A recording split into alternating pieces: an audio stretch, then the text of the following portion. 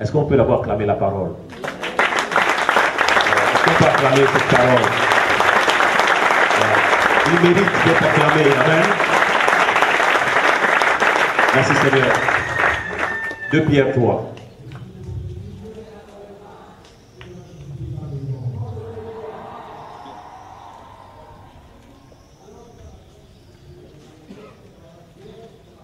De Pierre 3 à partir du verset 10. 2 Pierre 3 à partir du verset 10.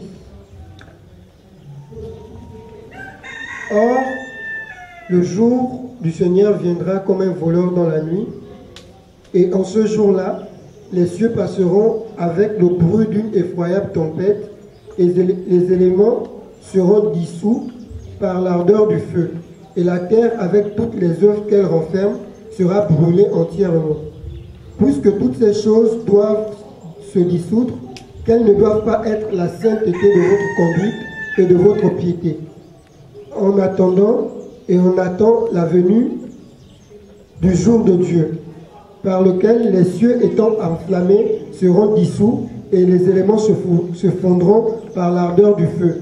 Mais nous attendons selon la promesse des nouveaux cieux et une nouvelle terre où la justice habitera. Alléluia.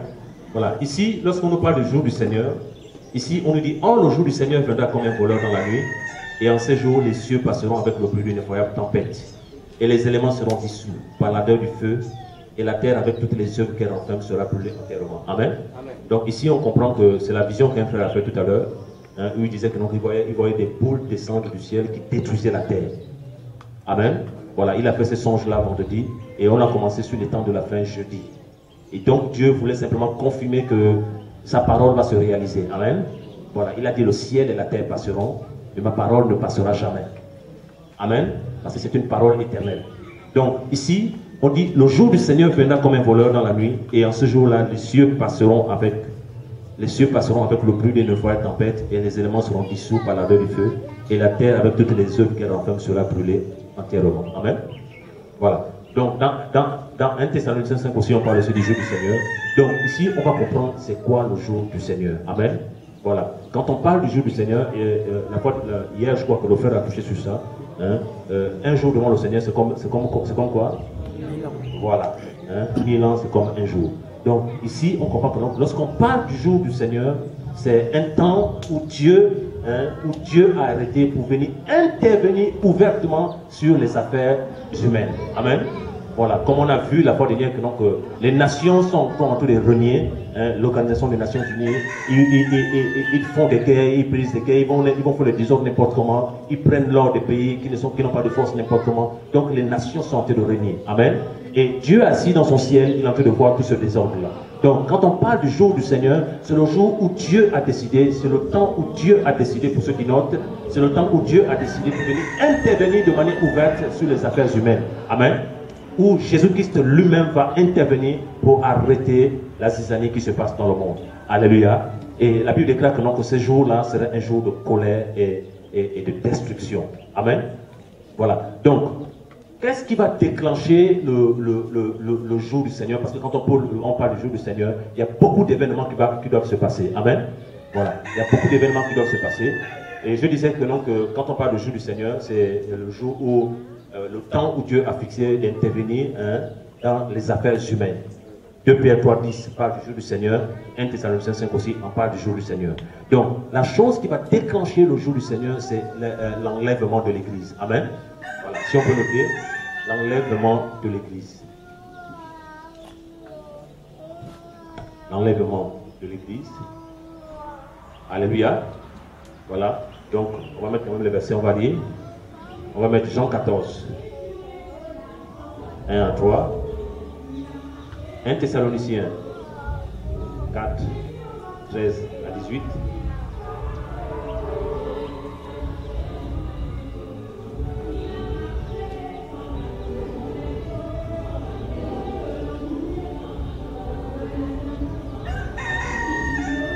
Alléluia. Voilà, on va voir ces versets-là.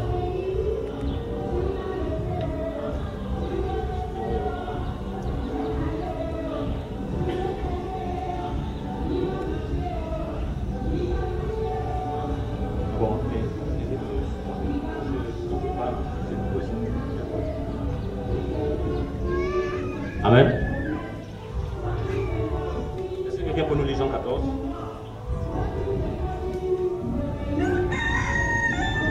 Jean 14, à partir du verset 1 jusqu'à 3.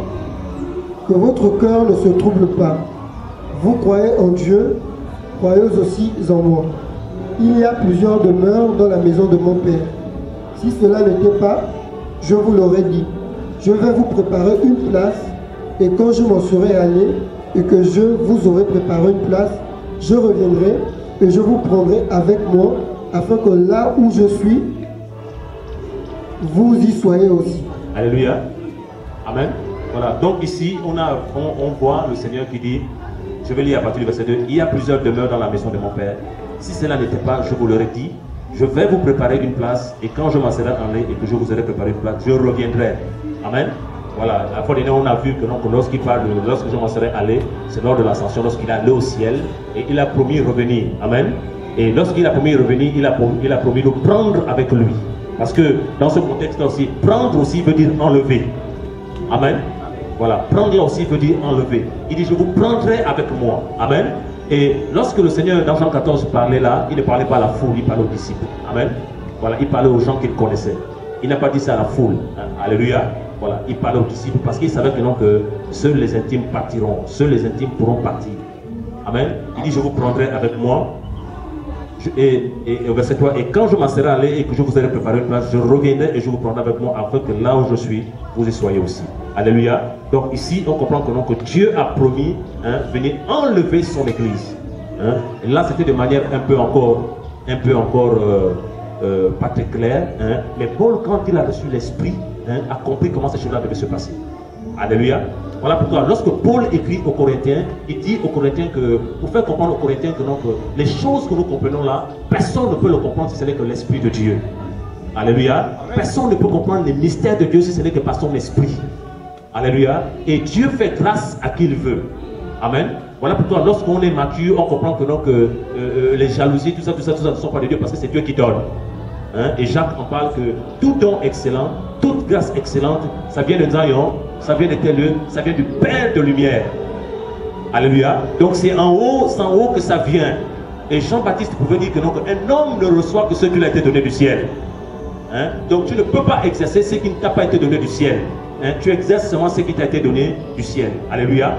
Et autant que nous sommes tous égaux devant le Seigneur, et Jésus nous aime. Alléluia.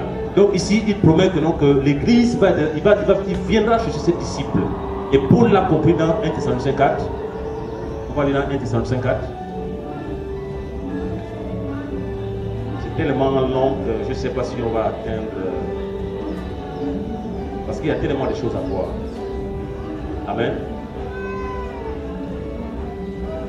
Parce que si on dit aux frères encore qu'on revient pour un autre temps, est-ce que les frères vont accepter?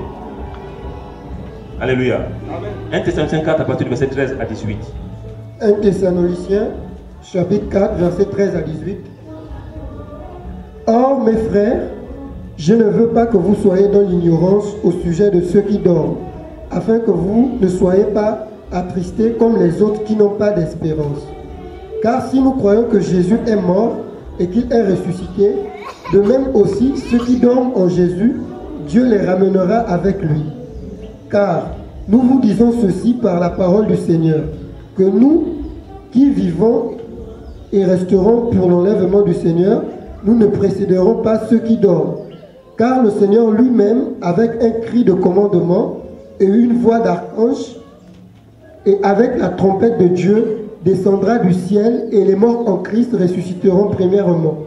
Puis nous qui vivrons et qui resterons seront enlevés ensemble avec eux dans les nuées, à la rencontre du Seigneur, dans les airs, et ainsi nous serons toujours avec le Seigneur. C'est pourquoi consolez-vous les uns les autres par ces paroles. Alléluia. Et ici nous voyons que, regardez, la manière dont Paul a abordé la chose avec beaucoup de soin, Jésus ne l'a pas fait dans Jean 14. Amen. Voilà, il a parlé simplement, et il savait qu'au temps convenable, lorsque les choses devaient être bien précises, il devait susciter un serviteur pour bien maintenant expliquer les choses. Alléluia. Comment les choses vont se passer. Et Paul ici nous dit que, oh mes frères, je ne veux pas que vous soyez dans l'ignorance. Amen. Or, le problème dans ça, c'est qu'il y a beaucoup de lieux de prière où beaucoup d'enfants de Dieu sont dans l'ignorance. Amen. Et Osée 4 nous en parle que mon peuple est détruit parce qu'il lui manque la connaissance. Amen. En hébreu veut dire mon peuple est écorché parce qu'il nous manque la connaissance. Or, l'ignorance de foi nous amène à faire des choses, c'est fait avec les cœurs purs, hein, mais des fois qui ne sont pas conformes aux Écritures. Alléluia. Voilà, qui ne sont pas conformes aux Écritures. Il dit, oh mes frères, je ne veux pas que vous soyez dans l'ignorance au sujet de ceux qui dorment, afin que vous ne soyez pas attristés comme les autres qui n'ont pas d'espérance. Qui a une espérance ici? Alléluia. Voilà, on a tous une espérance. Et ici, Paul nous dit que non, que je ne veux pas que vous soyez dans l'ignorance au sujet de ceux qui dorment. Qui dort ici? Alléluia. Voilà. Donc ça veut dire que non quoi? Que Paul dort, que Pierre dort, que Jacques dort, qu'Étienne dort, et il dort. Pour Dieu, il dort. Amen. Voilà. Mais pour les inconvertis, ils sont morts, mais pour Dieu, il dort. Et quand on dort, on parle du repos. Alléluia. Voilà. Quand on dort, on parle du repos. Ça dit que non, ils se sont déjà reposés de leurs œuvres. Amen. Amen. Voilà. Donc là, ils dorment. Et au verset 4 dit, car si nous croyons que Jésus est mort et qu'il est ressuscité, de même aussi ceux qui dorment en Jésus, Dieu les ramènera avec lui. Car nous vous disons ceci par la parole du Seigneur, que nous qui vivons et resterons pour l'avènement du Seigneur, ne précédons pas ceux qui dorment. Ici, Paul fait comprendre que donc, il parle de nous qui vivons. Amen. Voilà. Quand il parle de nous qui vivons, il parle de nous encore, qui sommes là, l'église là, qui vivons encore, qui sommes là, hein, qui créons Dieu, qui mangent. Il dit que nous ne dévancerons pas les Paul, les Pierre, les Jean, les Jacques, les Philippe. Alléluia. Voilà. Il dit que lorsqu'ils reviendront, nous n'allons pas les dévancer. Amen. Voilà. Parce que lorsqu'on parle du corps de Christ, le corps de Christ est composé des enfants de Dieu dans toutes les nations nés d'en haut et ceux aussi qui sont morts en Christ. Amen. Donc les morts et les vivants, hein, ceux qui dorment et ceux qui vivent actuellement, constituent ce qu'on appelle le corps de Christ. Et c'est ce corps-là qui vient la chercher. Amen. Voilà, donc les enfants de Dieu qui seront regroupés dans toutes les nations, en Chine, en Amérique, en Costa Rica, dans toutes les nations. Les enfants qui sont constitués pour constituer ce qu'on appelle le corps de Christ pour être enlevé le jour de l'enlèvement. Amen. Voilà. Donc ici il dit, car nous vous disons ceci par la parole du Seigneur, que nous qui vivons et resterons pour l'avènement du Seigneur. Ici, Paul nous fait comprendre que nous qui sommes en train de vivre là, amen, nous qui sommes en train de vivre là, alléluia, excusez-moi, quand je monte le doigt, c'est pas le manque de respect, hein? Amen, voilà, ok. Donc, Paul dit que, non, que nous qui vivons et qui resterons pour l'avènement du Seigneur, c'est-à-dire que ce que nous devons comprendre à travers ce message, que, non, que en fait, nous sommes en train de vivre là, qu'est-ce qu'on attend? On attend l'avènement du Seigneur. Alléluia. Quand tu vas au travail, tu attends l'avènement du Seigneur.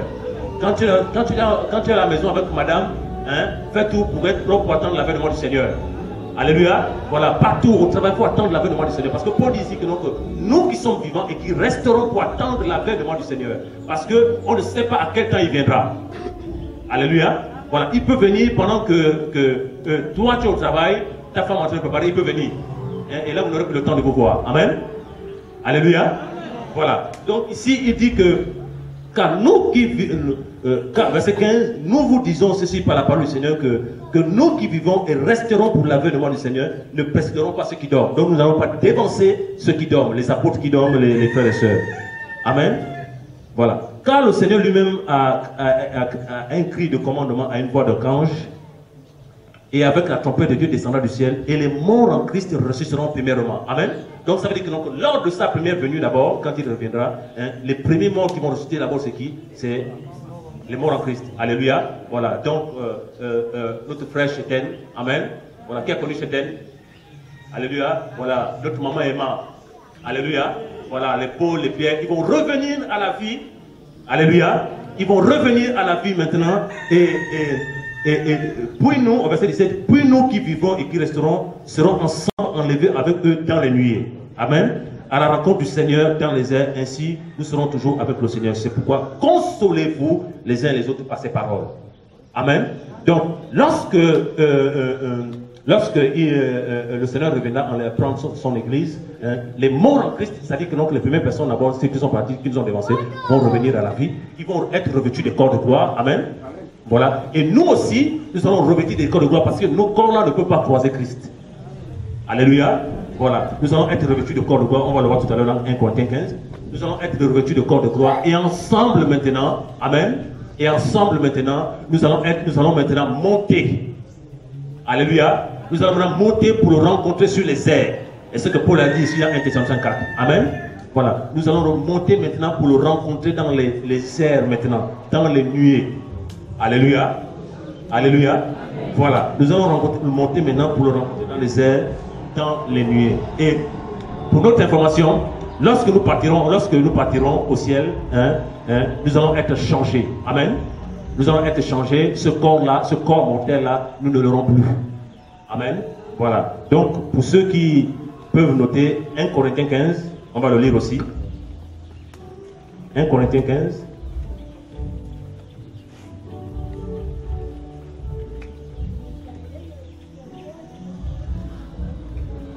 Est-ce que quelqu'un est dans la joie ce matin? Alléluia.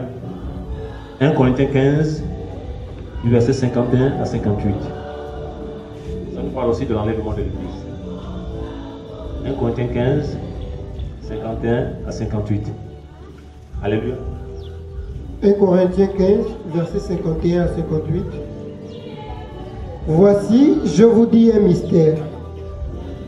Nous ne dormirons pas tous, mais tous nous serons changés en un instant. Attends, tu peux t'arrêter là. Alléluia. Est-ce qu'on comprend? On va l'étape par étape pour comprendre. Amen. Voilà. Il dit, voici, je vous dis un mystère. Donc nous comprenons que c'est un mystère. Amen. Amen. Voilà, c'est caché. C'est pas vu. C'est pas révélé. C'est un mystère. Mais Dieu l'a révélé à l'église.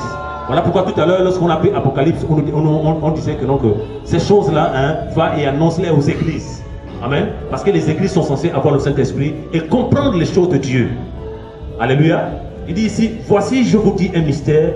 Nous ne dormirons pas tous. Qu'est-ce qu'il veut dire par là? Parce que nous allons comprendre que donc, à sa venue, il y aura des enfants de Dieu qui seront encore en vie, en train de travailler pour le Seigneur. Amen.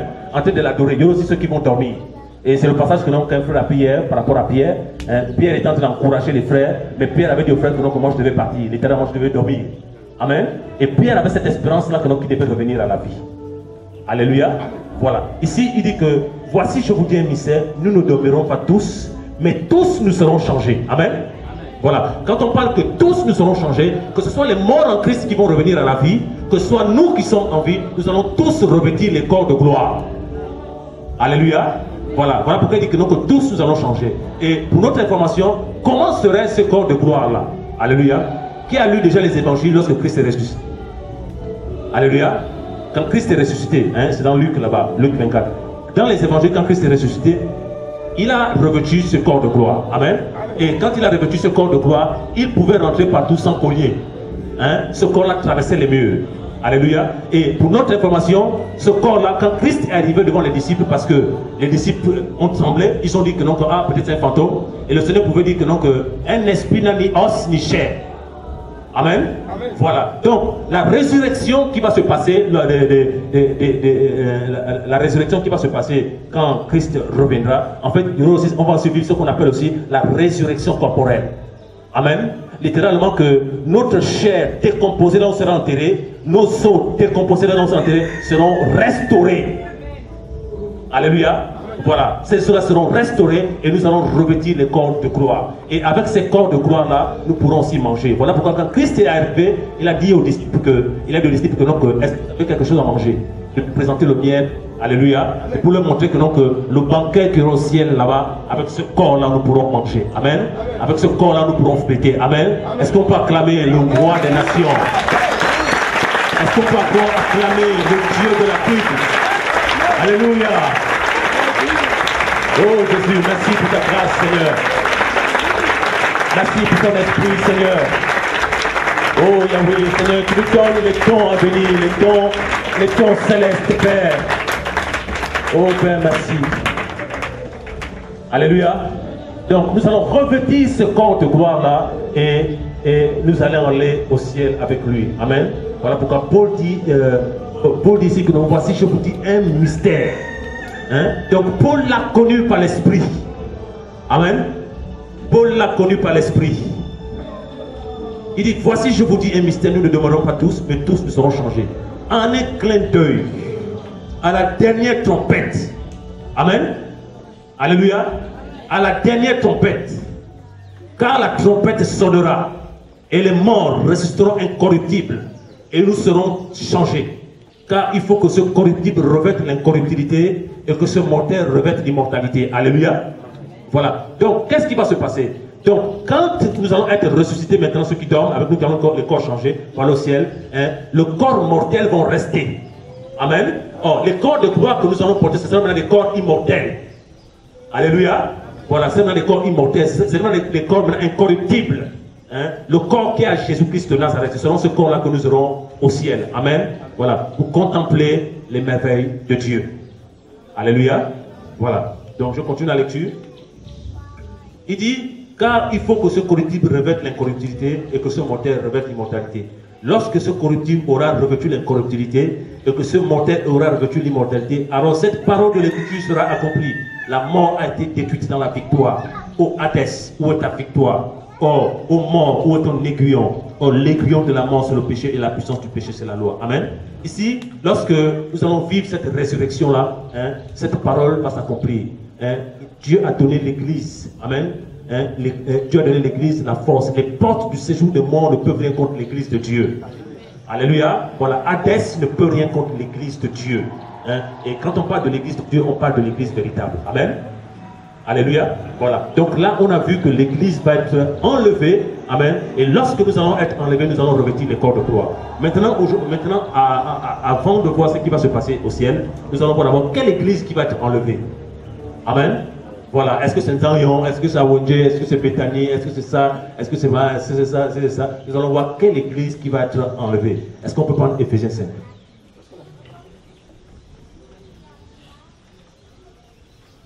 C'est vrai que dans ce qu'on a en train de faire là, on ne pourra pas tout donner. Amen. Voilà, c'est pas possible, hein, parce que je me rends compte qu'on pourrait arriver jusqu'à machin, mais là il est 11 heures. Il faut le temps là, mais au ciel on ne va pas avoir le temps. Hein. Alléluia.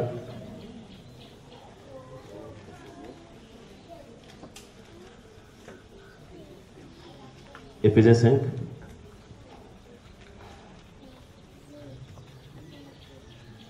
Versets 22 à 27. Éphésiens 5, versets 22 à 27. Femmes, soyez soumises à vos maris comme au Seigneur, car le mari est le chef de la femme, comme Christ est le chef de l'Église, qui est son corps, et dont il est le sauveur. Or, de même que l'Église est soumise à Christ, les femmes aussi doivent l'être à leur mari en toutes choses.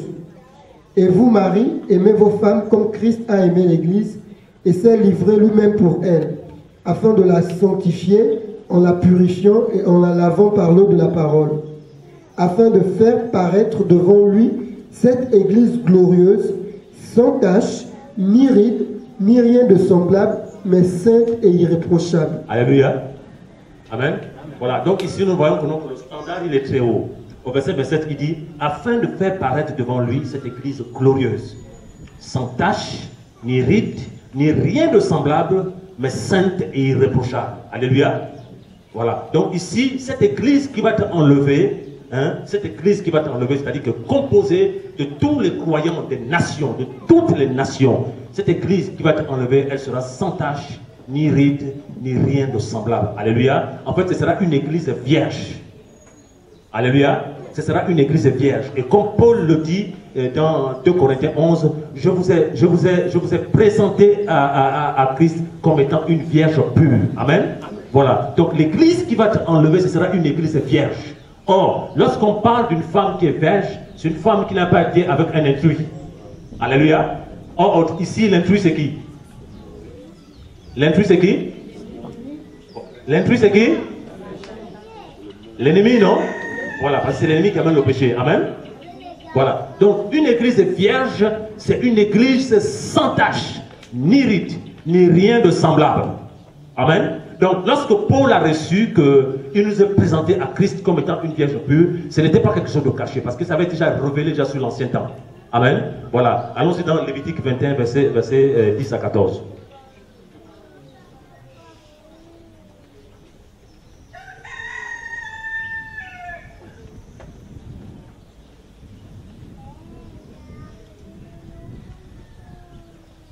Lévitique 21, verset 10 à 14. Lévitique 21, verset 10 à 14. le grand prêtre d'un de ses frères, sur la tête duquel l'huile d'onction a été répandue, et qui se sera consacré pour vêtir les saints vêtements, ne découvrira point sa tête et ne déchirera point ses vêtements. Et il n'ira vers aucune personne morte, et il ne se rendra point impur pour son père ni pour sa mère. Il ne sortira point du sanctuaire et ne se profanera point le sanctuaire de son Dieu, car l'huile d'onction de son Dieu est une couronne sur lui. Verset 13. Il prendra pour femme une vierge. Alléluia. Amen. Voilà, ici, dans Lévitique 21, on nous dit le grand prêtre, littéralement le souverain sacrificateur. Amen. Il veut prendre une femme vierge. Alléluia. Voilà. Donc, lorsque Paul dit dans 2 Corinthiens 11 que nous avons été présentés à Christ comme étant une vierge pure, l'Esprit savait ce qu'il disait à Paul, parce que l'ancien temps, c'était l'ombre des choses à venir. Alléluia. Donc, en l'ancien temps, le souverain sacrificateur devait prendre une femme vierge. Une femme qui n'est pas encore allée avec d'autres hommes. Il dépend d'une femme vierge. Donc, l'église que Christ viendra chercher, ce serait une église vierge. Alléluia. Voilà. Et lorsque nous lisons Hébreux 9, prenons Hébreux 9, nous allons voir aussi que Jésus aussi est considéré comme étant le grand prêtre. Amen. Hébreux 9.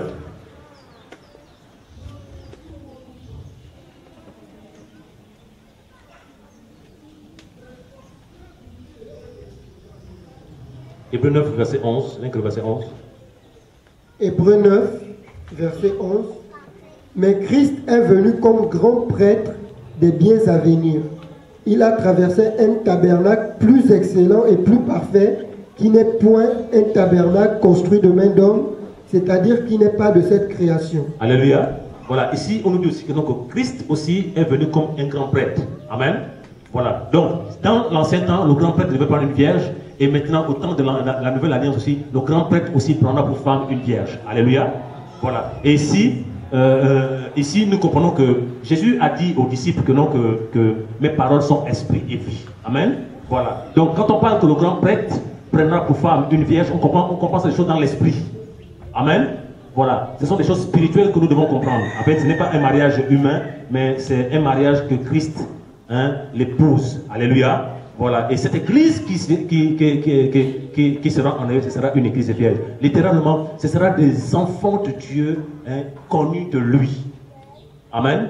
Voilà, et Paul en parle dans 2 Timothée 3, je crois, là où Paul dit que quiconque invoque le nom du Seigneur, qu'il s'éloigne de l'iniquité. Amen. Voilà, et le Seigneur pouvait dire que je connais ceux qui m'appartiennent. Je connais mes brebis.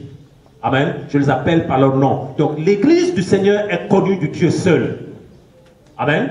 Voilà. L'église du Seigneur est connue de Dieu seul. Et c'est cette église-là qui sera enlevée, qui partira au ciel. Alléluia.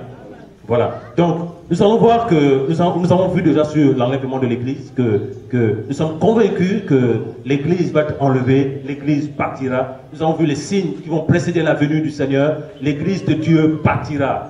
Et nous allons comprendre que quand l'église de Dieu sera enlevée, en fait, il serait comme des disparitions partout dans les lieux. Amen. Alléluia. C'est des disparitions. Parce que Paul nous dit ici que ce ne sont pas les choses qu'on pourrait voir comme ça. Parce que Paul nous parle en un clin d'œil. Amen. Voilà, Paul nous dit en un clin d'œil. Donc ça dit que ce sont des choses qu'on ne pouvait pas voir. C'est simplement des disparitions. Tu vas constater que si la femme craint Dieu et le mari ne craint pas Dieu, elle va seulement constater que le mari et la femme a disparu. Amen. Voilà. Imaginons que le pilote est chrétien et il craint Dieu. Amen. Et l'avion a combien de milles à l'heure pour aller en France? Alléluia. Et lors de l'enlèvement, le pilote quitte. Et si l'adjoint aussi est chrétien et il quitte aussi. Imaginez les catastrophes qu'il y aura sur la terre. Amen. Voilà, qui est éclairé ce matin là-bas, sa grâce? Alléluia. Voilà, imaginons qu'on est dans un bateau et le pilote est chrétien et que le bateau est en train de filer pour aller à Port-Gentil et il y a un enlèvement de l'église. Donc vous êtes à la mer comme ça, il n'y a plus de pilote. Alléluia. Imaginons on appelle comment celui qui opère est chrétien, un médecin il est chrétien. Il t'a déjà ouvert le ventre, il est en train de mettre les affaires à l'intérieur, il a le bistouri à l'intérieur et il est enlevé. Alléluia. Et l'autre là qui peut référer aussi est enlevé. Amen. Voilà. Il y aurait complètement la désolation sur la terre. Amen. Il y aurait la désolation sur la terre lors de l'enlèvement de l'église. Il y aurait des disparitions partout, dans toutes les nations. Amen. Voilà pourquoi, quand on écoute ces temps, moi le premier, nous tous, il faut qu'on règle nos cœurs. Amen. Il faut qu'on règle nos vies. Hein? Ces temps de partage, ce n'est pas des temps pour nous exciter. Ce n'est pas des temps pour nous donner beaucoup de connaissances. Non. C'est pour davantage examiner nos cœurs. Amen. C'est pour examiner nos cœurs. Examiner nos cœurs. Et voir, Seigneur, est-ce que nous allons faire partie ce jour-là avec toi? Alléluia. Alléluia. Voilà. Maintenant que pendant que l'église est enlevée, lorsque l'église est enlevée, il y aurait quelque chose qui va se passer. Maintenant, l'église étant au ciel, alléluia. Je ne sais pas si on va terminer parce que l'église étant au ciel maintenant, l'église étant au ciel, il y a deux événements majeurs qui vont se passer au ciel. Amen. Il y a deux événements majeurs qui vont se passer au ciel. Pendant que nous serons enlevés, il y aurait ce qu'on appelle le tribunal de Christ. Alléluia pour ceux qui notent. Le tribunal de Christ. Les noces de l'agneau. Amen. Voilà, quand on parle du tribunal de Christ, on peut prendre 2 Corinthiens 5, 10, Romains 14, 10. Est-ce qu'on peut lire ces versets? Alléluia. Voilà. Donc quand on parle du tribunal de Christ, pour ceux qui notent, 2 Corinthiens 5, 10, je crois, et Romains 14, 10. Amen. Si on peut lire.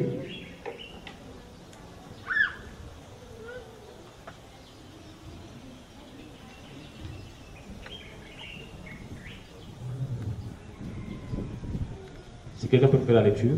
2 Corinthiens 5, verset 10. Car il nous faut tous comparaître devant le tribunal de Christ, afin que chacun reçoive selon le bien ou le mal qu'il aura fait, étant dans son corps. Alléluia. Amen. Voilà, Romains 14, 10.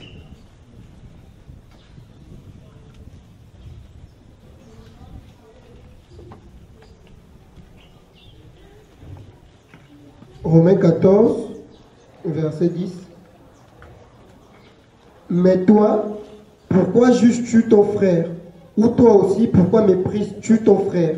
Certes, nous comparaîtrons tous devant le tribunal de Christ.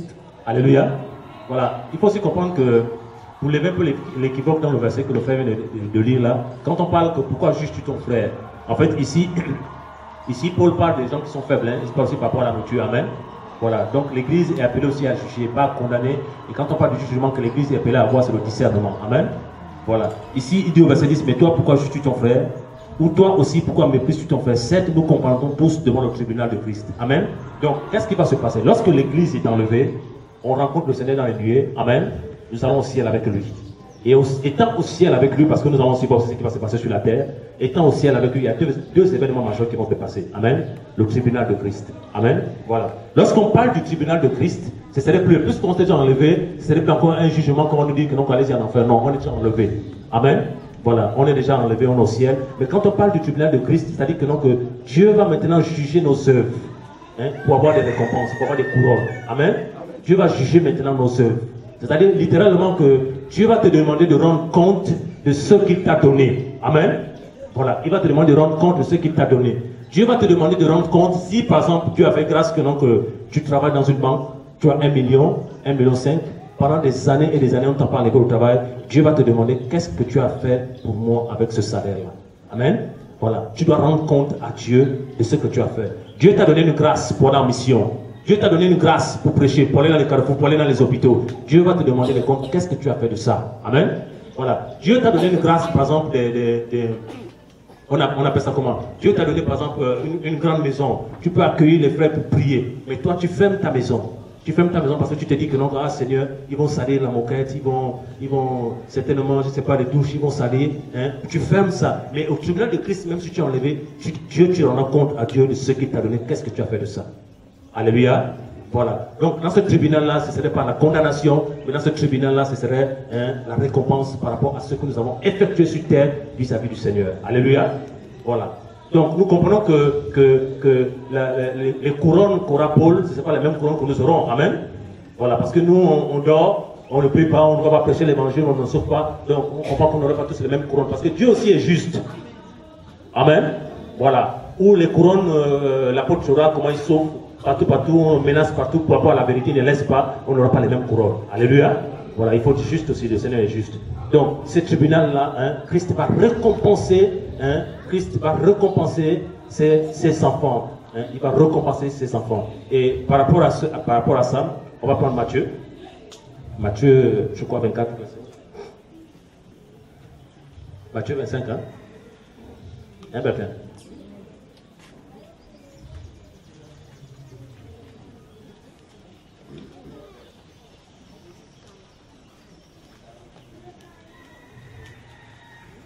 Matthieu 25, à partir du verset 14. Matthieu 25, à partir du verset 14. Jusqu'à 21. Jusqu'à 21.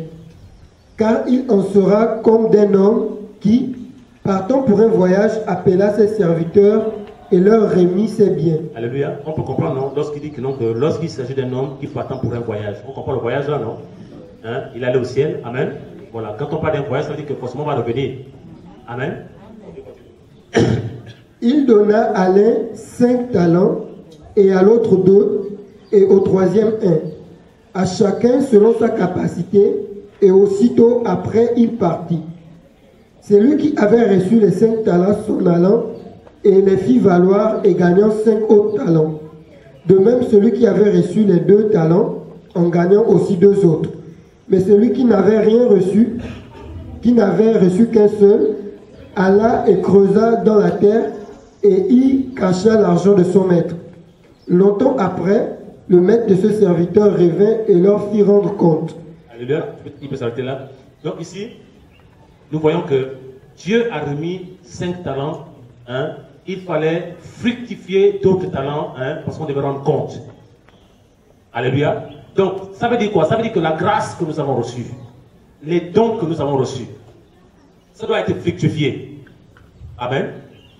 Et pour fructifier ça, il faut travailler. Alléluia. Pour fructifier ça, il faut travailler. Est-ce qu'on peut encore lire? Verset 21. Ou bien on revient. Verset 21. Verset 21. On va commencer au verset 20.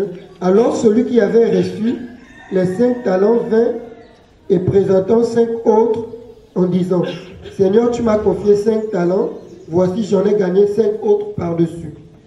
Et son Seigneur lui dit, cela est bien, bon et fidèle serviteur, tu as été fidèle en peu de choses, je t'établirai sur beaucoup. Viens participer à la joie de ton Seigneur.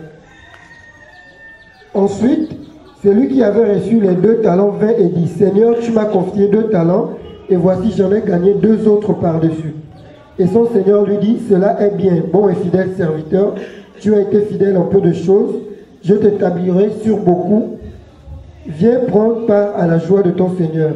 Mais celui qui n'avait reçu qu'un talent vint et dit, Seigneur, je savais que tu es un homme dur, qui moissonne où tu n'as pas sémé, et qui amasse où tu n'as pas vanné. C'est pourquoi, craignant de perdre ton talent, je suis allé le cacher dans la terre. Voici, tu as ici ce qui t'appartient. Et son Seigneur répondant lui dit, méchant et lâche serviteur, tu savais que je moissonnais où je n'ai pas sémé et que j'amassais où je n'ai pas vanné.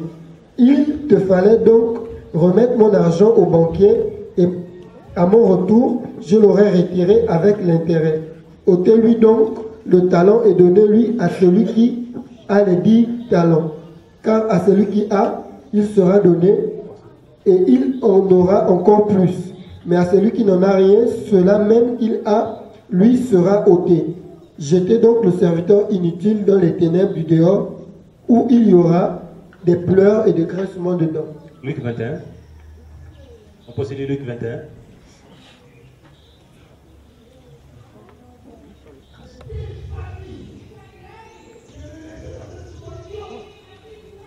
Là, on parle des talents dans Luc.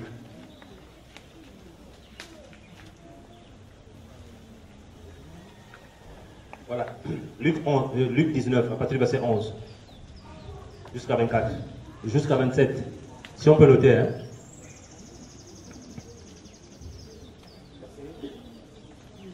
Luc 19, versets 11 à 24. Verset 1. Comme il entendait ces choses, Jésus poursuivit son discours et proposa une parabole parce qu'il était près de Jérusalem et qu'il pensait que le royaume de Dieu allait immédiatement paraître. Il dit donc, un homme noble s'en alla dans un pays éloigné pour prendre possession d'un royaume et revenir ensuite. Il appela 10 de ses serviteurs. Il leur donna 10 000 et leur dit, faites-les valoir jusqu'à ce que je revienne. Or, ses concitoyens le haïssaient, c'est pourquoi ils envoyèrent après lui une ambassade pour dire, nous ne voulons pas que cet homme règne sur nous. Il arriva donc, après qu'il fut de retour et après avoir pris possession du royaume, qu'il fit appeler auprès de lui les serviteurs auxquels il avait confié son argent afin de connaître comment chacun l'avait fait valoir. Alors le premier vint et dit, Seigneur, ta mine a produit 10 autres mines.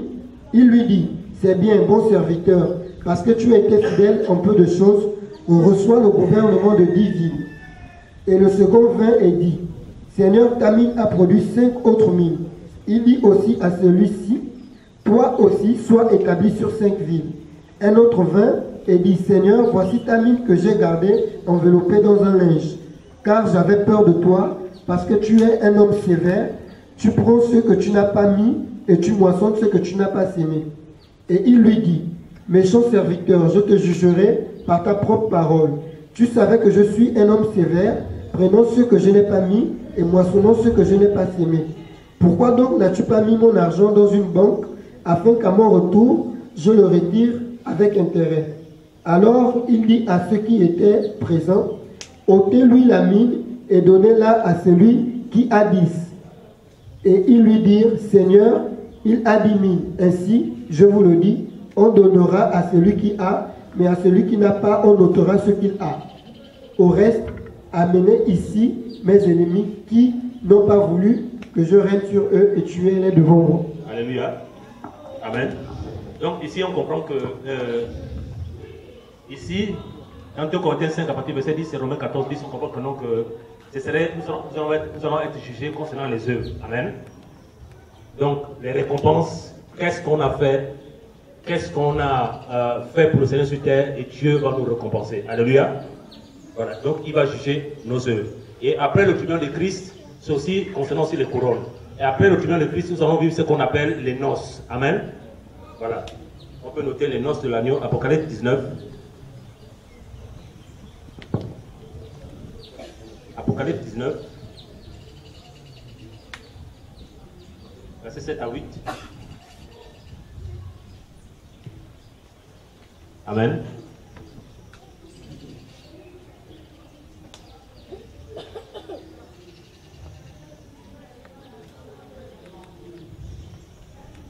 Apocalypse 19, verset 7 à 8.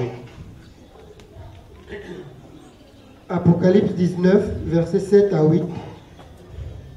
Réjouissons-nous et tressaillons de joie et donnons-lui gloire, car les noces de l'agneau sont venues à son épouse et son épouse, s'est préparée. Et il lui a été donné de se revêtir d'un fin lin pur et éclatant, car le fin lin désigne la justice des saints. Alors il me dit, écrit, bénis sont ceux qui sont appelés au festin des noces de l'agneau. Il me dit aussi, ces paroles de Dieu sont véritables. Verset 10. Alors je tombais à ses pieds pour l'adorer, mais il me dit, garde-toi de le faire. Je suis ton compagnon de service et celui de tes frères qui ont le témoignage de Jésus.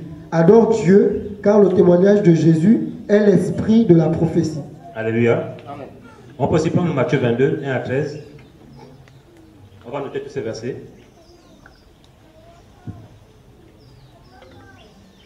Matthieu 22, 1 à 13. On va lire tous ces versets qui parlent des noces. Luc 14, 15 à 24. Si on peut nous faire la lecture. Matthieu 22, 1 à 13. Alors Jésus, prenant la parole, leur parla de nouveau en parabole et dit, Le royaume des cieux est semblable à un roi qui fit des noces pour son fils. Il envoya ses serviteurs pour appeler ceux qui avaient été conviés aux noces, mais ils ne voulurent pas venir. Il envoya encore d'autres serviteurs disant, dites aux conviés, voici j'ai préparé mon festin, mes bœufs et mes bêtes grasses sont tués et tout est prêt. Venez aux noces. Mais sans tenir compte de l'invitation, ils s'en allèrent l'un à son champ et l'autre à son trafic. Et les autres se saisirent de ses serviteurs, les outragèrent et les tuèrent. Quand le roi l'attendit, il se mit en colère. Il envoya ses troupes, fit périr ses meurtriers et brûla leur ville. Puis il dit à ses serviteurs, les noces sont prêtes, mais les conviés n'en étaient pas dignes. Allez donc dans les carrefours des chemins et autant de gens que vous trouverez, appelez-les aux noces. Alors ses serviteurs allaient dans les chemins et rassemblèrent tous ceux qui se trouvèrent méchants et bons. Et la salle des noces fut remplie de conviés qui étaient à table. Et le roi étant entré pour voir ceux qui étaient à table, il aperçut là un homme qui n'avait pas revêtu un habit de noces. Et il lui dit, mon ami, comment es-tu entré ici sans avoir un habit de noces? Cet homme eut la bouche fermée. Alors le roi dit aux serviteurs, liez-lui les pieds et les mains, emportez-le et jetez-le dans les ténèbres de dehors, où il y aura des pleurs et des grincements des dents, car il y a beaucoup d'appelés, mais peu de lui. Luc 14, à partir du verset 15.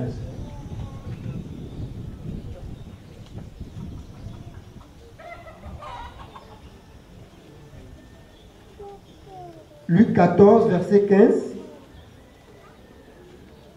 Un des deux qui était à table, ayant entendu ces paroles, lui dit, béni est celui qui mangera du pain dans le royaume de Dieu. Et Jésus lui répondit, un homme fit un grand festin et convia beaucoup de gens. Et à l'heure du souper, il envoya son serviteur pour dire aux conviés, venez car tout est prêt. Mais ils commencèrent tous unanimement à s'excuser. Le premier dit, j'ai acheté un champ et il me faut nécessairement partir pour aller le voir. Je te prie, excuse-moi. Un autre dit, j'ai acheté 5 paires de bœufs et je vais les essayer. Je te prie, excuse-moi. Un autre dit, j'ai épousé une femme, c'est pourquoi je ne puis aller. Le serviteur de retour rapporta ces choses à son maître. Alors le père de famille irrité dit à son serviteur, va promptement dans les places et dans les rues de la ville et amène ici les pauvres, les impotents, les boiteux et les aveugles. Puis le serviteur dit, maître, ce que tu as commandé a été fait et il y en a encore de place. Et le maître dit au serviteur, va dans les chemins et le long des ailes et ce que tu trouveras, contrains l'un d'entre eux afin que ma maison soit remplie. Car je vous dis qu'aucun de ces hommes qui avaient été conviés ne goûtera mon souper. Alléluia. Donc, tous ces versets parlent des noces. Amen. Amen. Donc, les noces, c'est l'église qui va être enlevée et qui va revêtir le vêtement de fin lin. Amen. Et le vêtement de fin lin, ce sont la justice des saints. Amen. Donc, lorsque nous allons être enlevés, nous allons revêtir le corps de gloire, nous aurons ce qu'on appelle les habits de noces. Alléluia. Nous avons la sainteté, nous allons vivre cette gloire-là. Et quand on parle des noces, maintenant c'est le mariage. Parce que lorsque la première venue de Christ, lorsqu'il est reparti, il est venu nous fiancer. Alléluia.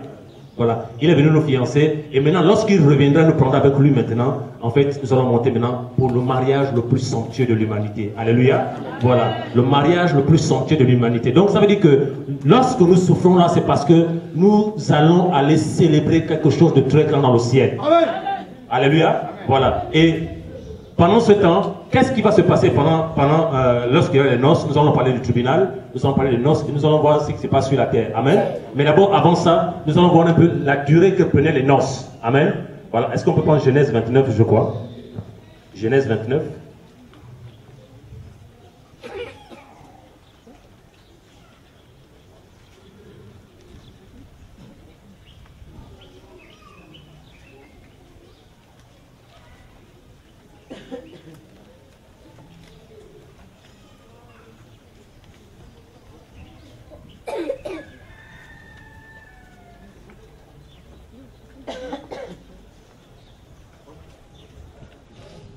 Genèse 22, à partir du verset 23 à 25. Et vous pouvez faire la lecture.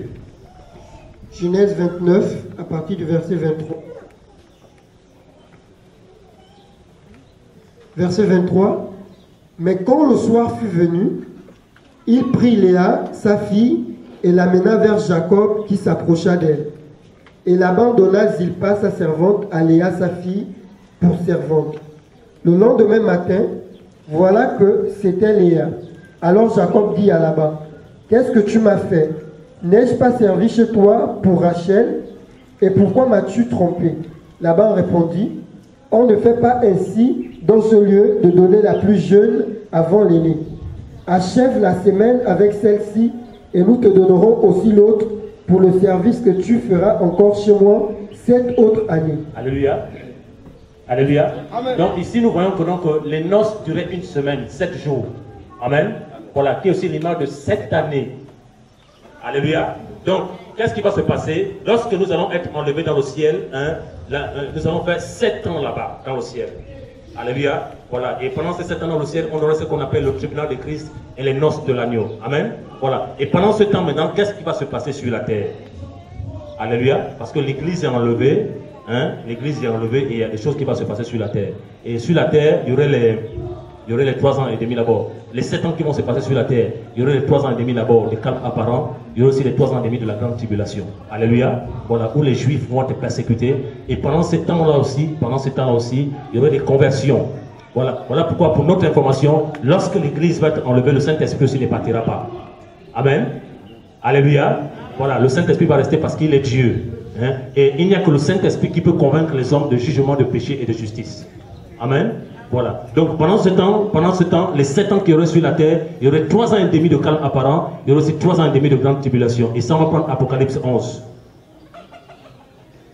On va un peu toucher un peu sur la grande tribulation.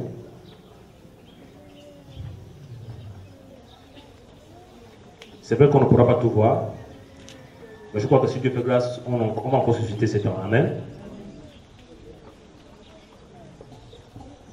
Apocalypse 11 du verset 1 à... Apocalypse 11 du verset 1 à 2. Apocalypse 11, verset 1 à 2. C'est pour ceux qui notent. On me donna un roseau semblable à une verge, et l'ange se présenta et me dit, « Lève-toi et mesure le temple de Dieu et l'autel et ceux qui y adorent. Mais laisse de côté le parvis extérieur du temple et ne le mesure pas, car il est donné aux gentils, et ils me fouleront aux pieds la ville sainte pendant 42 mois. » Alléluia. Voilà, lorsqu'on parle de 42 mois, lorsqu'on essaie un peu de mettre ça en année, ça fait 3 ans et demi. Amen. Ça fait 3 ans et demi. Et ici, il dit que donc, car il est donné aux gentils, et ils fouleront aux pieds la ville sainte pendant 42 mois. Et quand on parle de la ville sainte ici, c'est quelle ville? C'est quelle ville? Voilà. Donc pendant la grande tribulation, hein, c'est ce que le frère parlait hier, pendant la grande tribulation, et pour notre information, je crois que donc, les armées sont en train d'être autour de Jérusalem. Amen. Voilà. Parce que qu'est-ce qui se passe? Ils veulent que Jérusalem partage le pays. Amen. Ils veulent que donc Jérusalem soit divisé en deux. Et pour notre information, cette prophétie s'accomplira. Amen. Mais avant qu'elle s'accomplisse, l'église véritable serait déjà enlevée. Alléluia. Voilà. Parce que les nations vont venir fouler aux pieds Jérusalem. Et ils vont fouler aux pieds Jérusalem pendant 42 mois. Alléluia. Donc pendant 42 mois, et quand on calcule les 40 mois, ça fait 3 ans et demi. Donc 3 ans et demi de grande tribulation. Il y aurait 3 ans et demi de calme apparent, là où le faux prophète viendra, il va prêcher pour que les gens puissent avoir la marque de la bête. Amen. Maintenant, lorsqu'il va être découvert maintenant, hein, il va commencer maintenant à persécuter à outrance les juifs. Alléluia. Et pendant ce temps, il y aurait des gens qui vont se convertir, on le verra tout à l'heure. Donc, les 42 mois, hein, qu'est-ce qu'ils vont faire? Ils vont aller prendre la ville sainte. Amen. Et pour ça aussi, on peut prendre Joël 3. On va lire Joël 3. Là, on est maintenant dans la grande tribulation, ce qui va se passer avec les armées. On va lire Joël 3.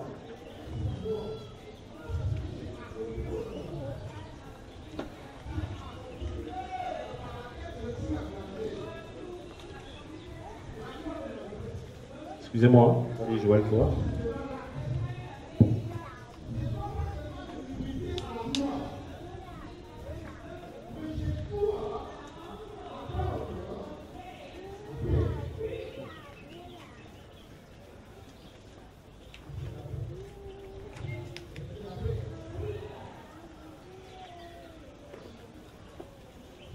Amen.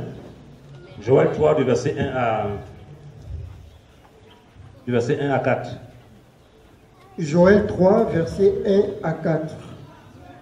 Car voici, en ces jours-là et en ce temps-là, quand je ramènerai les captifs de Juda et de Jérusalem, je rassemblerai toutes les nations et je les ferai descendre dans la vallée de Josaphat.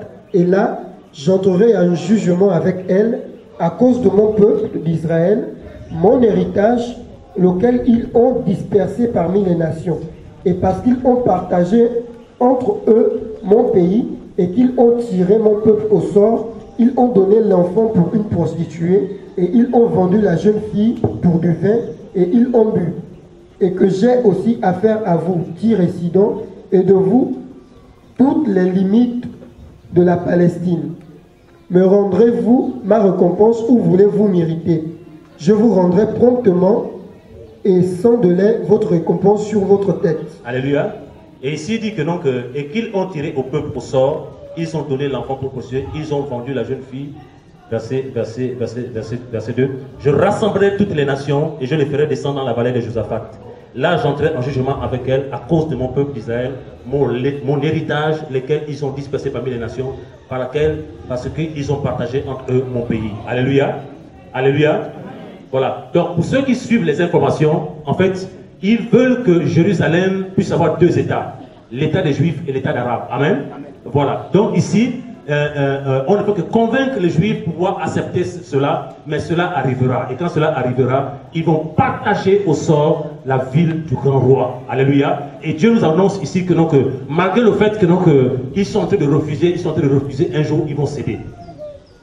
Alléluia. Et quand ils vont céder, l'église véritable sera déjà dans la protection là-bas en haut. Amen. Et pendant ces 3 ans et demi, c'est là maintenant la bête va régner, va persécuter à outrance, amen, va persécuter à outrance les Juifs. Et pour comprendre un peu qu'est-ce que la bête va faire, on va prendre à Apocalypse 13. Et lorsqu'on parle de la bête, nous comprenons tous que c'est l'antéchrist, amen. Voilà, ça peut être aussi un système politique qui est mis en place, hein, et qui va voter des lois qui seront contre Dieu. Hein, c'est ce que le frère parlait hier. Hein. Donc là, nous sommes sur les 3 ans et demi de la grande tribulation. Alléluia. Voilà, on va prendre Apocalypse 13 aussi.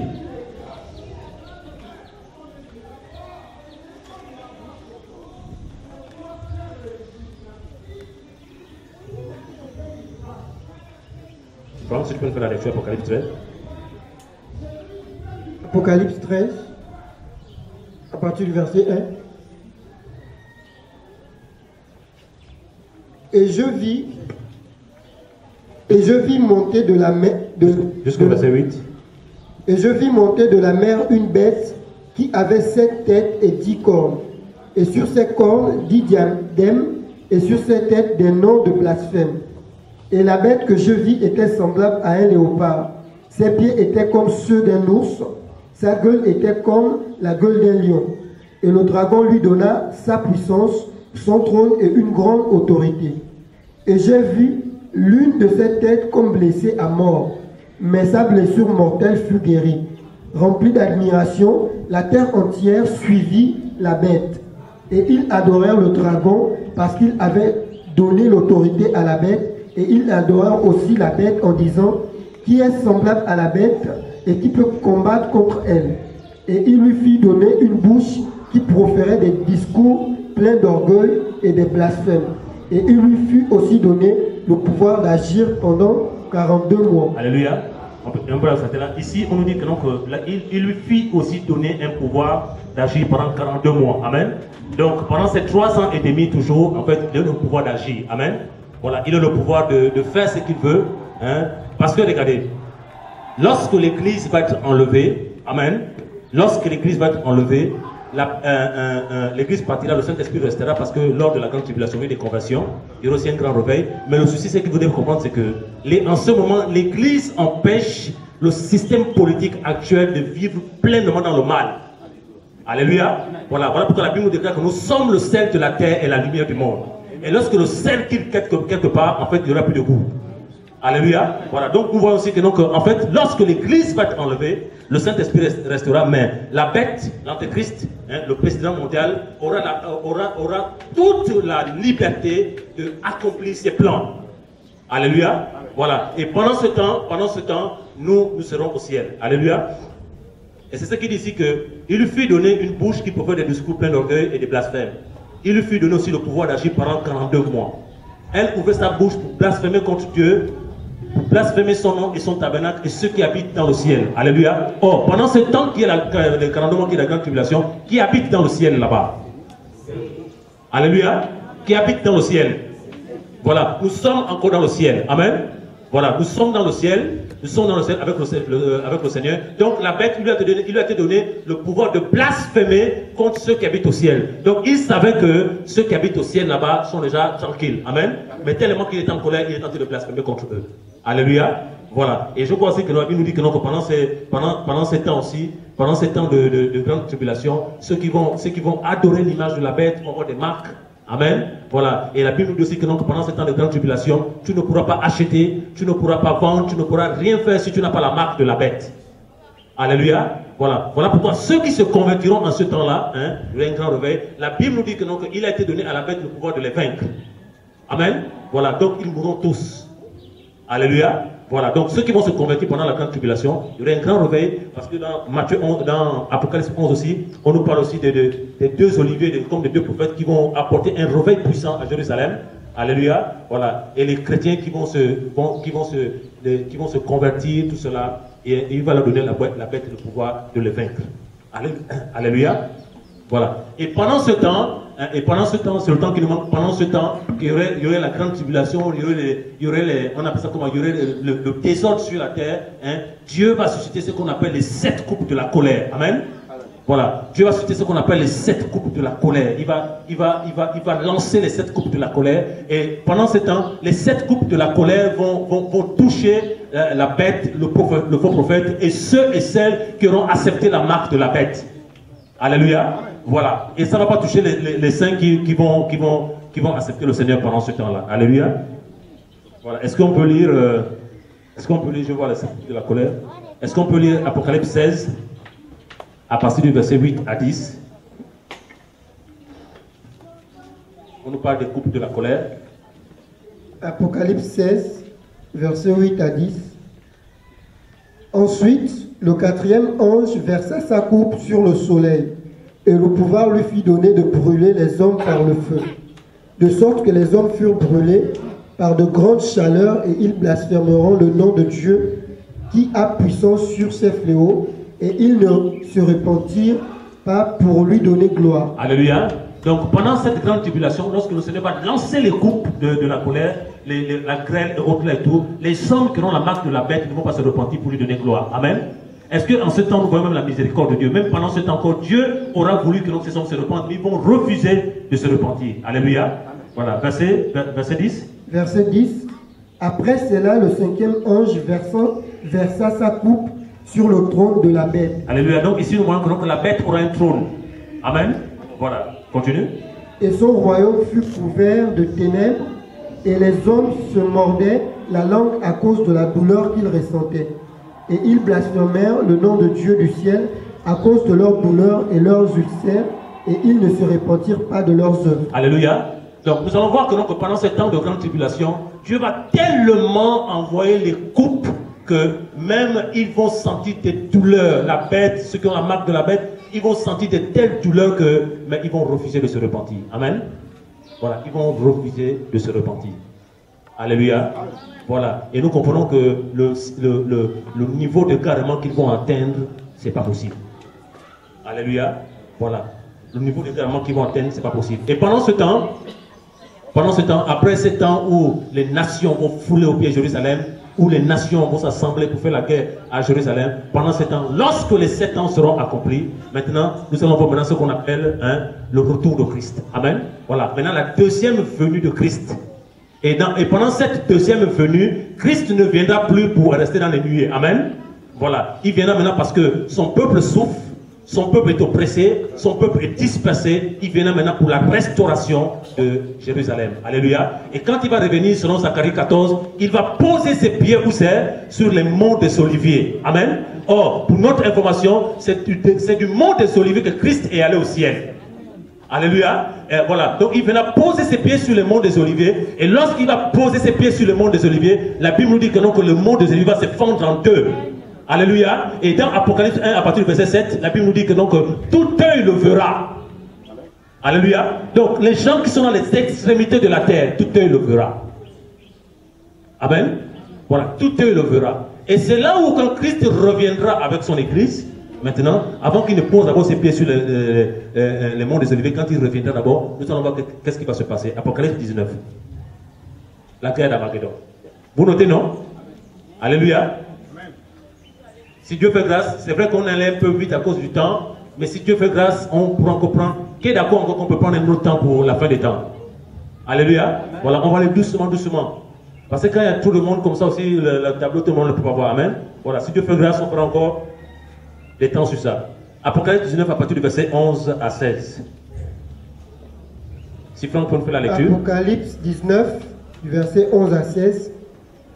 Puis je vis le ciel ouvert, et voici parut un cheval blanc. Et celui qui était monté dessus s'appelle Fidèle et Véritable. Et il juge et combat avec justice. Et ses yeux étaient comme une flamme de feu. Et il avait sur sa tête plusieurs diadèmes, et il avait un nom écrit que personne ne connaît, si ce n'est lui-même. Il était revêtu d'un vêtement teint de sang, et son nom s'appelle la parole de Dieu. Les armées qui sont dans le ciel le suivaient sur des chevaux blancs, revêtus de félin blanc et pur. Alléluia. Donc quand nous allons revenir, nous serons sur quoi? Nous serons sur quoi? Des chevaux blancs. Qui est déjà allé avec un cheval ici? Alléluia. Amen. Qui est déjà allé sur un cheval? Ah, que Dieu soit béni. Donc, quand tu vas encore monter encore. Alléluia. Voilà. Verset 14, si tu peux reprendre mon frère. Verset 14. Les armées qui sont dans le ciel le suivaient sur des chevaux blancs, revêtus de fin lin et pur. De sa bouche sortait une épée tranchante pour frapper les nations. Il les gouvernera avec un sceptre de fer, et il foulera la cuve de vin de l'indignation et la colère du Dieu Tout-Puissant. Et sur son vêtement et sur sa cuisse étaient écrits ces mots: le roi des rois et le seigneur des seigneurs. Alléluia. Donc on comprend que lorsque tu prends un t-shirt et que tu mets Jésus le Seigneur, tu n'es pas le premier à le faire. Parce que la Bible déclare qu'il avait un vêtement écrit quoi? Roi des rois, Seigneur des seigneurs. Donc quand l'Esprit nous a demandé de prendre les t-shirts écrits par exemple Jésus est grand, tu n'es pas le premier à le faire. Alléluia. Parce que le maître lui-même, il est venu avec un vêtement écrit. Alléluia. Roi des rois, Seigneur des seigneurs. Verset 17. Verset 17. Puis je vis un ange qui se tenait dans le soleil. Il cria d'une voix forte et dit à tous les oiseaux qui volaient au milieu du ciel: venez et rassemblez-vous pour le grand festin de Dieu, afin de manger la chair des rois, la chair des chefs militaires, la chair des puissants, la chair des chevaux et de ceux qui le montent, et la chair de toutes sortes de personnes libres, esclaves, petits et grands. Alors je vis la bête et les rois de la terre et leurs armées rassemblés pour faire la guerre contre celui qui était monté sur le cheval et contre son armée. Alléluia.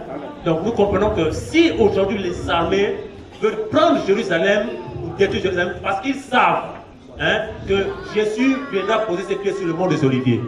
Alléluia. Et toutes ces nations-là, les nations du Gabon, les nations des Vents, tout ça, toutes ces nations-là qui vont se réunir, vont aller à Jérusalem.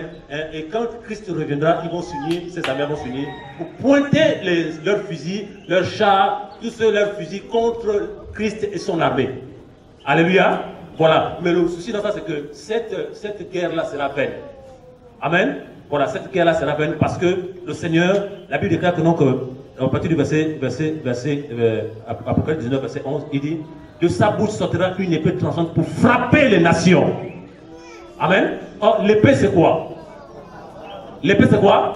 Voilà. Donc cette parole ne viendra plus pour sauver. Amen. Voilà. Sa première venue quand il est né de Marie, cette parole est venue pour sauver. Amen. Voilà. Mais là maintenant quand il reviendra, ce serait plus pour sauver. Hein? Voilà, quand il reviendra maintenant, ce sera avec une épée tranchante, hein, pour frapper les nations. Amen. Parce qu'ils savent que non, que le temps où ils devaient se repentir, le temps a pris ses limites. Alléluia. Et Dieu veut mettre fin maintenant au règne des nations. Et c'est à partir de cette venue-là où il y aura ce qu'on appelle la guerre d'Armageddon. Amen. Voilà. Et ce qui va s'accomplir pendant ce temps, c'est la parole du Seigneur qui dit que non, que 1000 tomberont à ma gauche et 10 000 à ma droite, je ne serai pas atteint. Alléluia. Donc, pendant que nous allons venir dans cette guerre-là, nous n'allons rien faire. Nous allons dans les armées, on ne pourra même pas nous atteindre parce qu'on aurait des corps de gloire. Alléluia. Et les balles ne pourraient même pas nous atteindre. Hein? Nous allons revenir, mais c'est lui qui va les frapper, hein? Et les oiseaux qui vont être rassemblés pour prendre, hein, pour frapper les rois de la terre. Et la Bible nous dit que non, que la bête et le faux prophète vont être pris de manière vivante pour être jetés dans les temps de feu. Alléluia.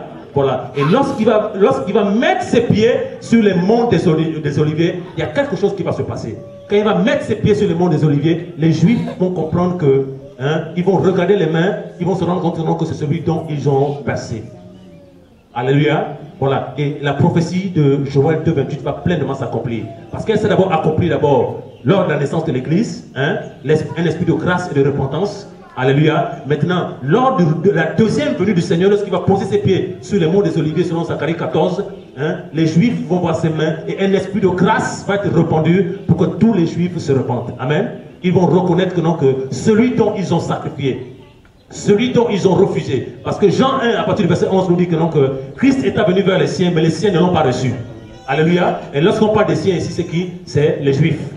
Hein? Et donc, lorsqu'il va revenir maintenant, ils vont voir les clous. Ils ont ce qu'on appelle la repentance. Prenons Zacharie 12. Je crois que si Dieu fait grâce, on aura le temps d'aller doucement, doucement. Pour ceux qui notent.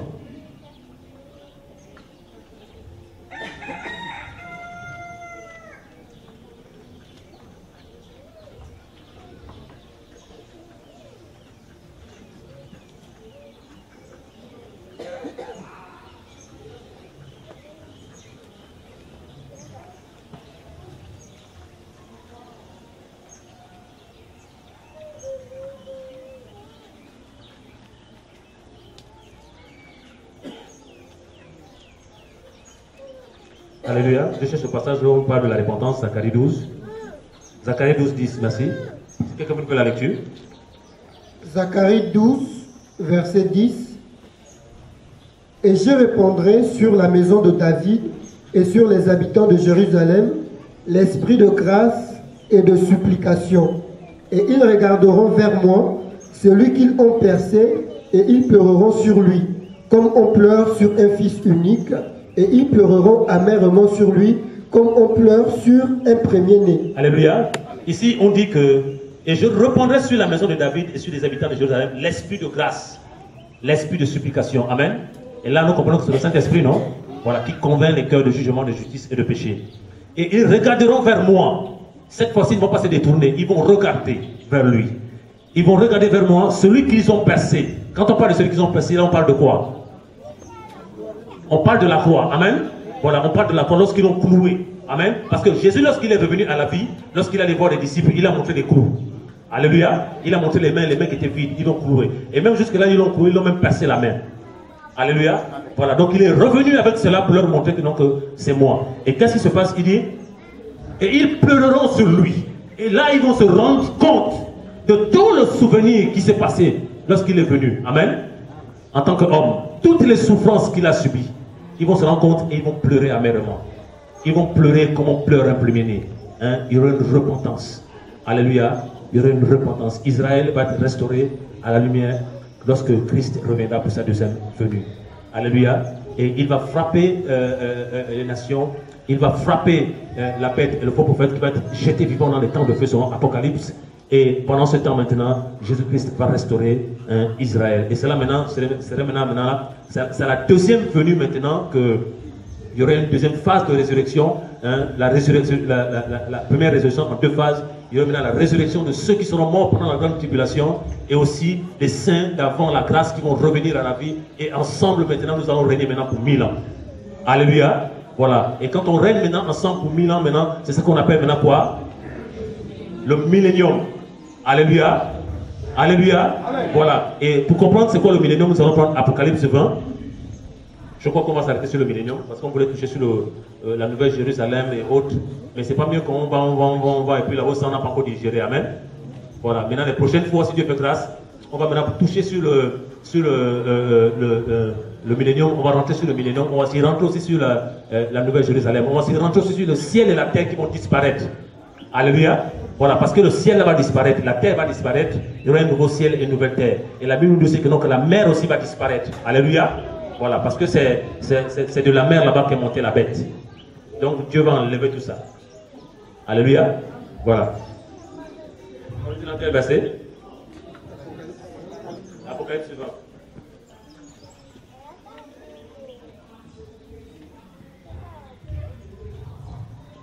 Apocalypse 20 à partir du verset 1 à 3. Apocalypse 20, verset 1 à 3. Après cela, je vis descendre du ciel un ange qui avait la clé de l'abîme et une grande chaîne dans sa main. Il saisit le dragon, le serpent ancien qui est le diable et Satan, et il le lia pour 1000 ans. Et il le jeta dans l'abîme. Et il enferma et mit le sceau sur lui, afin qu'il ne séduise plus les nations, jusqu'à ce que les 1000 ans soient accomplis. Après quoi, il faut qu'il soit délié pour un peu de temps. Alléluia.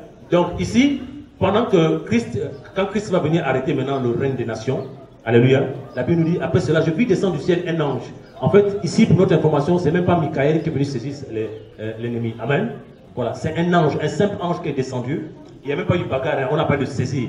Quand on parle de saisir, ça veut dire que non, c'est comme si on m'était arrêté, non? Hein? Tu te défends même pas, non? Voilà, on t'arrête, saisir. Mais dans Apocalypse 12, on nous a parlé de la guerre. Mais là, il n'y aurait plus la guerre. Amen. Voilà, là, il vient maintenant pour l'attraper. Alléluia. Voilà. Et là, nous voyons à quel point les armées de notre Dieu sont tellement fortes. Alléluia. Voilà pourquoi quand on écoute de telles choses, on n'a plus à avoir peur quand on nous parle de la sorcellerie. Hein? On n'a plus à avoir peur lorsqu'on dit que ma tante est sorcière. Mon papa est sorcier. La Bible nous dit que donc, Christ n'est pas venu pour perdre les âmes, mais pour les sauver. Alléluia. Même pendant qu'on parle, il y a les attaques. Amen. Amen. Oh Jésus. Mais nous les bénissons au nom de Jésus-Christ de Nazareth. Amen. Et nous prions qu'ils croisent le véritable Seigneur. Hein, afin que leurs âmes soient sauvées. Nous les aimons et nous les bénissons. Nous bénissons leurs enfants, nous bénissons leurs familles. Alléluia. Nous bénissons ce qu'ils entreprennent. C'est ça le message de l'évangile. Alléluia. Parce que notre Dieu nous a demandé de bénir et non pas de maudire. Amen. Alléluia.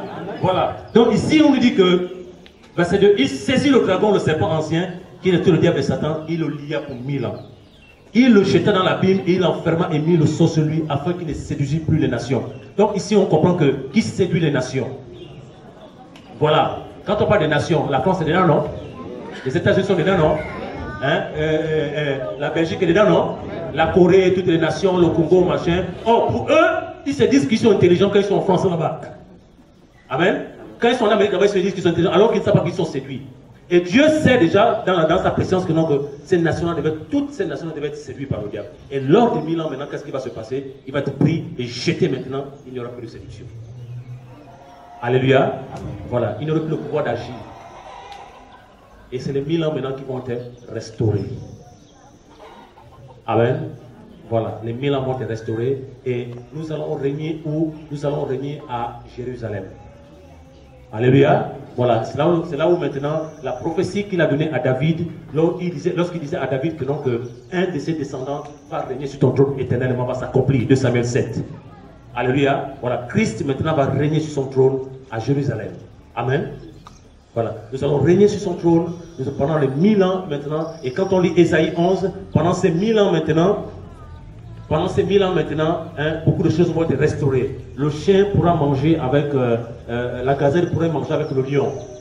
Alléluia. Voilà, tu pourrais prendre le serpent comme ça, comme au jardin d'Éden avant le péché. Amen. Voilà, parce que les choses vont être restaurées.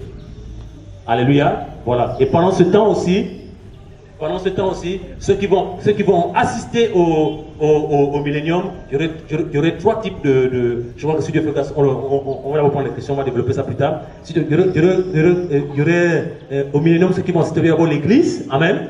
Voilà, l'église va assister au millénium. Alléluia. avec des corps glorifiés. Il y aura aussi les saints aussi qui vont se convertir pendant la grande tribulation, qui vont mourir, qui vont revenir à la vie. Il y aura aussi les saints de l'ancienne alliance, les Abraham, les Isaac, les Jacob. Alléluia. Voilà pourquoi lorsque nous lisons dans la Bible, lorsqu'on parle de la résurrection des morts, Jésus nous dit que non, que lorsque Moïse parle qu'il est le Dieu d'Abraham, il est le Dieu de Jacob, il est le Dieu d'Israël. En fait, pour ces personnes, ils étaient déjà morts, non? Or, la Bible nous dit que non, que Dieu n'est pas le Dieu des morts, mais le Dieu des vivants. Alléluia. Et Jésus a expliqué à la fin que non, en fait, tous vivent en lui. Donc, avec toutes ces personnes-là, nous allons régner pour 1000 ans. Alléluia. Et c'est pendant le millénium maintenant c'est pendant le millénium maintenant que, bon, c'est vrai aussi que, non, que l'Église aussi va juger les nations, et les 12 tribus vont juger Israël, mais c'est pendant le millénium maintenant qu'il sera donné maintenant à, si toi tu as travaillé, tu as été fidèle, tu as été couronné, tu pourras gouverner 10 villes, l'autre pourra gouverner 2 villes, l'autre pourra gouverner peut-être la France, l'autre pourra gouverner peut-être la Guinée équatoriale, en fonction des couronnes et des récompenses. Alléluia. Et pendant ce temps, nous rendons compte à celui qui sera assis sur le trône. Amen. Voilà. Donc, c'est un peu là où je voulais m'arrêter jusqu'au millénium. Je crois que si Dieu peut grâce, on va continuer. C'est juste là. Et je crois que ces moments de partage, c'est simplement pour nous préparer davantage à lorsque nous allons partir, lorsque le Seigneur va permettre que nous n'allons plus nous voir en ce grand groupe, lorsque chacun sera seul dans sa maison, avec sa femme, son enfant, lorsque chacun sera seul avec son frère, que chacun de nous sache faire le bon choix. Alléluia. Que chacun de nous sache faire le bon choix. Voilà pourquoi c'est tant que nous sommes là, tant que Dieu permet que nous soyons là, nous allons faire des petits temps de partage où nous allons nous édifier mutuellement. Alléluia. Nous allons partager la parole mutuellement pour comprendre certaines choses. Nous n'allons pas vous partager les choses que, comme certains frères enseignent qui comprennent plus. Non. Nous allons donner le peu que Dieu a mis dans nos cœurs. Alléluia. Voilà. Nous allons donner le peu que Dieu a mis dans nos cœurs pour que nous puissions comprendre que nous avons une espérance. Et après cette terre, après cette vie, il y a une autre vie. Alléluia. Il y a la vie éternelle. Est-ce que tu vois? Parce que si le Seigneur permet aussi, nous allons partager aussi où le Seigneur entraîne beaucoup de mécréants un peu sur la Nouvelle Jérusalem. Qu'est-ce qui va se passer à la Nouvelle Jérusalem? Amen. Voilà maintenant la prophétie maintenant de la parole de Paul va s'accomplir lorsqu'il dira que, que nous allons le voir maintenant face à face. Alléluia. Là maintenant ce serait plus dans un miroir, ce serait plus à travers la parole. Avec ce corps glorifié, tu vas voir Jésus maintenant face à face. Alléluia. Voilà, là tu n'auras plus même besoin de poser une question parce que la parole elle-même sera devant toi. Alléluia. Voilà, tu vas plus chercher où est tel ancien nom parce que la parole sera devant toi. Alléluia. Voilà. Et vraiment nous devons comprendre que Paul dit que les souffrances de maintenant ne sont pas comparables à la gloire à venir. Alléluia. Donc Paul dans l'esprit, comme c'est un homme spirituel, il est monté et il a compris ce qui devait se passer dans l'avenir. Pourquoi l'église d'aujourd'hui ne voit pas ce qui se passe dans l'avenir? Parce qu'on n'est pas monté, on est sur terre. Amen. On n'est pas sur la montagne. Et ce que je le disais tout à l'heure, l'église n'aime plus la prière. L'église n'aime plus les temps de partage. L'église n'aime plus, il n'y a plus l'amour dans les cœurs. C'est la concurrence, c'est la haine, c'est la culture africaine, les jalousies, les guerres, tout cela. Et ça nous empêche de voir pleinement Jésus-Christ être glorifié. Alléluia. Voilà pourquoi pendant ce temps, chacun de nous doit prendre la décision. Chacun, moi le premier, je connais ce qui va pas dans ma vie, que Dieu doit guérir encore. Toi tu connais, chacun de nous doit prendre la décision. Amen. Et aller auprès du maître et dire Seigneur, change-moi. Qui veut le changement? Alléluia. Nous voulons tous le changement. Amen. Est-ce qu'on peut acclamer le Seigneur pour sa parole, pour son esprit, pour sa grâce? Alléluia. Voilà. Les merveilles que nous faisons. Alléluia.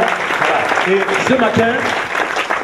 ce matin, nous voulons prier pour la famille qui nous accueille. Alléluia. Nous voulons prier pour les descendants. Nous voulons prier pour cette maman qui nous accueille parce que c'est une bénédiction. Alléluia. Ouvrir sa maison pour que les saints puissent être éclairés. C'est des choses que Dieu voit. Et Dieu dit dans sa parole que donc il n'oubliera pas que le bien que vous avez fait à ses enfants. Alléluia. Voilà. Nous bénissons parce que lorsque tu fais du bien à Dieu, lorsque tu bénis l'œuvre de Dieu, lorsque tu fais du bien à Jésus, les bénédictions sont des bénédictions générationnelles. Alléluia. Voilà, c'est des bénédictions générationnelles. Tes petits, tant que le Seigneur n'est pas venu, tes petits enfants, les enfants de tes petits enfants, Dieu aura un regard sur eux. Alléluia. Voilà, parce que notre Dieu n'est pas seulement un Dieu que quand tu meurs il te laisse, non, il est un Dieu aussi qui s'occupe de ta postérité. Alléluia. Voilà, nous bénissons le Seigneur. Est-ce qu'on peut se lever pour prier?